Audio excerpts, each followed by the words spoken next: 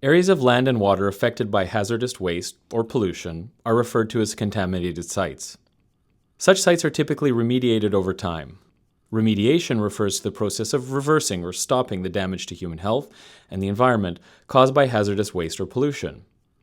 This may involve everything from completely cleaning up the pollutant to simply risk managing the site, in other words, putting a fence around it. The federal government is responsible for remediating a number of contaminated sites, which are contained in the Federal Contaminated Sites Inventory. The government reports the expected liability to remediate these sites to Parliament in the Public Accounts of Canada.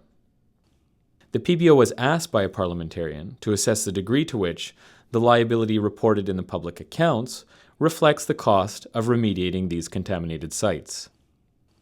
It should be emphasized that these results are an estimate.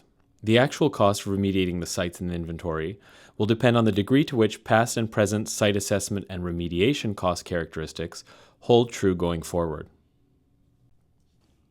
The total liability for remediating Canada's contaminated sites reported in the public accounts is $4.9 billion. This can be further broken down into $1.8 billion for general inventory sites, $1.8 billion for the Big Five sites, that is Faro Mine, Colmac Mine, Giant Mine, Cape Dewar and the Dew Line, and Goose Base Air Base, $1 billion for the low-level radiation sites around Port Hope, Ontario, and $200 million for other sites.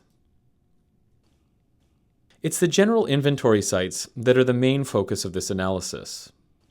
Whereas the public accounts report $1.8 billion associated with remediating these sites, the PBO estimates that the cost of remediation will be closer to $3.9 billion, $2.1 billion above that currently reported to Parliament in the public accounts. The fact that the PBO did not estimate the cost of the larger sites, that is the Big Five and Port Hope, doesn't mean that they don't pose a financial risk. The liabilities reported in the public accounts for the Big Five sites have been increasing in tandem with remediation expenditures. The year-over-year compounded increase in liability from 2006 to 2013 for these sites has been 11.4%. It's difficult to say when the liabilities will stabilize and therefore where the total cost to remediate will eventually settle. The liabilities reported in the public accounts for the Port Hope sites have been decreasing roughly in proportion to remediation expenditures over the past 2 years. This may suggest that the liability has stabilized and that the total cost to remediate will reflect, more or less, the expenditures and outstanding liabilities. As shown above, the likely financial costs associated with contaminated sites are significant and aren't reflected in the figures reported to Parliament in the public accounts. Both the general inventory sites and the Big Five will likely see cost increases over and above those currently reported. In addition, costs may increase as a result of yet unidentified forms of contamination.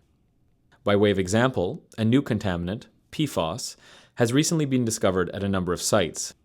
This newly discovered contaminant will increase the amount that the government will ultimately spend on remediation.